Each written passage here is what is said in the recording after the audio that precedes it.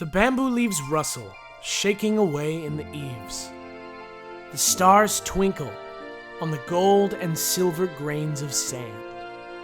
The 5-color paper strips I have already written. The stars twinkle. They watch us from heaven.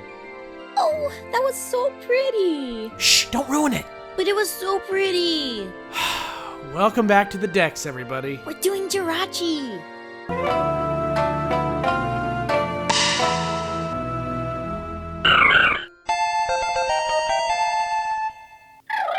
That's right! Welcome back to the Dex, our weekly trivia and battle strategy show where we try to give you the most interesting info on a Pokemon each week. I'm PokeKellz. And I'm New Star Alex. So let's talk about that poem for a second. Yeah, where'd you find such a pretty poem about Jirachi? Actually, that poem is the lyrics to a traditional song about the Japanese star festival Tanabata.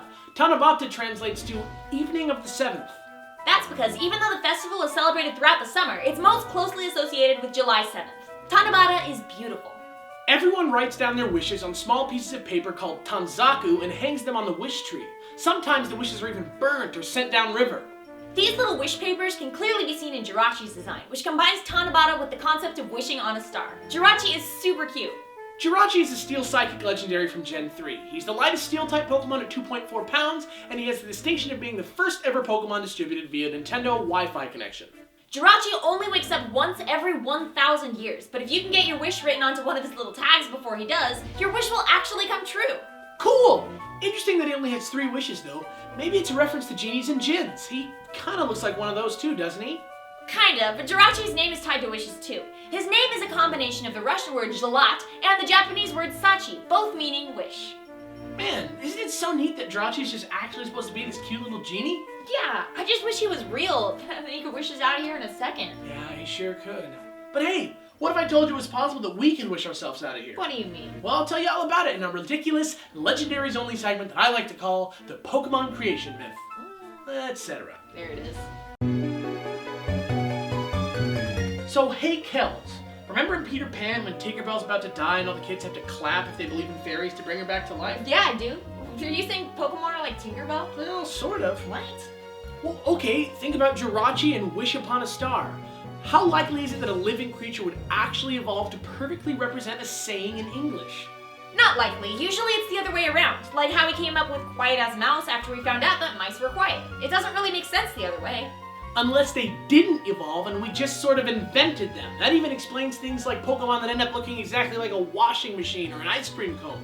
What do you mean we did invent them? Pokemon are technically fiction, but that doesn't really count as a creation myth, does it? Not quite, but let's look at Jirachi's Pokedex entries again. None of them ever fully admit that the legends surrounding Jirachi are 100% fact. Oh yeah, that reminds me of an essay by Narnia author C.S. Lewis called Myth Became Fact. In it, he addresses the idea of trying to separate reality from myth in religion.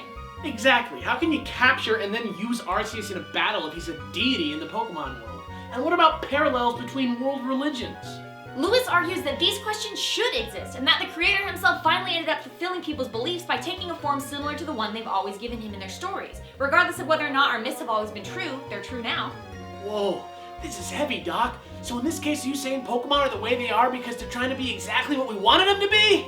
Something like that. As we develop the myth more and more, these ideas will help kind of explain the contradictory aspects of the unifying theory. Okay, but what about like the magic power that allows them to take these forms in the first place? And what about the actual forms themselves? Questions for another time, muchacho. For now, this has been Pokemon Creation Myth, etc. Oh man, that was pretty metaphysical. Sure was. Sometimes the only way to understanding is by tackling those nebulous concepts head on. Yeah, but you know what's not nebulous? Gen 5 battle strategy. Oh yeah? Let's do it! Pokemon! There's a lot of different ways to run a Jirachi in Gen 5, but the best of them all is to take advantage of his resistances and use a calm mindset. Start with a timid one and easily train in HP, defense, and speed. Calm Mind raises Jirachi's special attack and special defense stats each time you use it. Pair it with Substitute for a safe setup. In the last 2 slots, give him Flash Cannon for stab and Thunderbolt for type coverage. Play your cards right and you could sweep the side. Of course, that's not the only way to train your Jirachi, so as always, here are a few random thoughts. On a rain team, Thunder can replace Thunderbolt. It'll hit every time and it's better in every way. Psyshot can also replace Flash Cannon as your stab move to take down some of the more specially defensive types.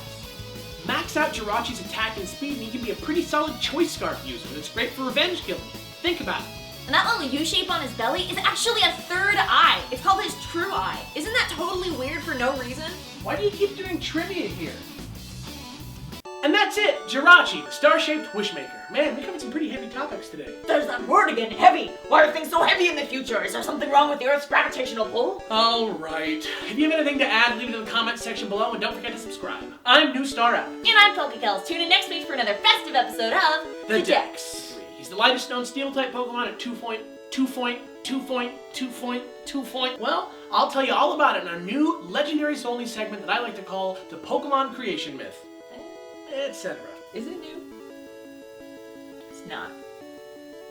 And that little U-shape on his belly is actually a third eye that he can see the future with. I just made that up.